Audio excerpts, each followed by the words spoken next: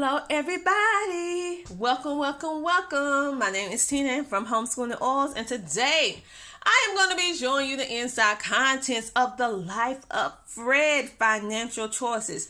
Now this book is geared towards high school age, but I'm going to be completely honest with you. This book is basically college level in my personal opinion. It's the topics and everything that they go over and discuss. You can use this if you're trying to figure out how to do it with how to list it. You can use it for economics. You can use it for business finance. You can use it for, you can even branch it off and use some of it for consumer math. You probably can use most of it for consumer math, because this is economics all day long. So let me just show you a little bit of the inside contents. First of all, this book is very, very detailed. As you can see in the table of contents, chapter 1 is going to go through like a story of Jane, and then it's going to talk about assets, liabilities. It's going to talk about Pride and Prejudice. So what I like about Life of Fred, it kind of blends in different scenarios, different things from life. You're going to notice it kind of blends different subjects in the book as well through the storytelling. So you're going to be talking about office furniture, different things dealing with math. It's telling a story with Fred in it, or the little character. Can't remember what his name is. Human nature. It's just going to break down all kind of different things. So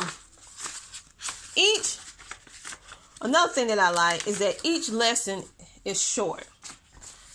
One thing that I don't like about Life of Fred is that the print is small, but that's not a game changer for me on this particular one, because the information is so good that I kind of like overlook it. But I mostly prefer bigger font, and I don't like typically when the font is different. Like you see it's cursive here, and then you see it's italicized, and you see it's regular print like Roman, and then it's smaller. I particularly like when you have a child that has learning differences, especially dyslexia. It's very good to have a concise print. So my son loved the stories. I usually read this to him because the print can go a little, it's so many different kinds of font in this particular one that I will read it to him, and he is very good with mental math and he can solve it in his head. My daughter, this wouldn't bother her any. I just particularly care for bigger print. However, with that being said, because you know I'm always honest, even though I don't particularly care about the way that they did all the font, the variations in the font, I do love the information. The information is very, very good, very, very meaty overall. I have not completed this book yet. I did maybe a fourth of the way, but what I have seen, very, very good, very, very detailed. I started this with them with end of elementary, first part of middle. I realized this was a little bit too advanced at the time for them, because this is being taught in college. Now they list this book as high school, but I'm gonna tell you, this is college level finance class all day long. So that's why I stopped.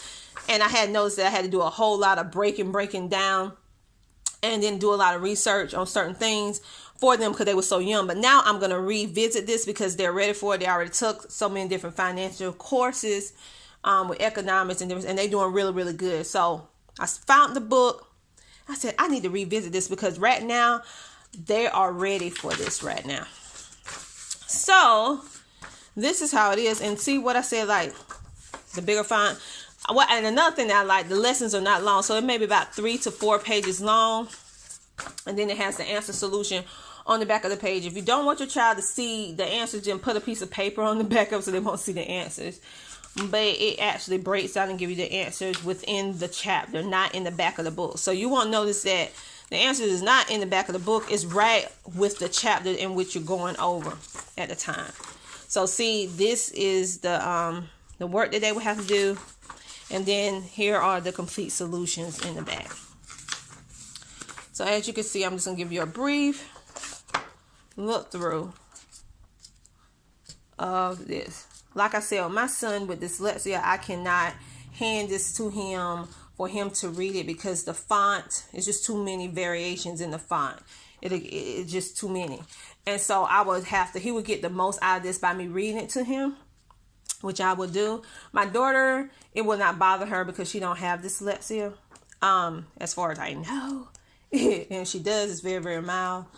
But yeah, it's a little too busy for him. So if you have a child with a learning difference like dyslexia, I wouldn't suggest that you would give this book to them to read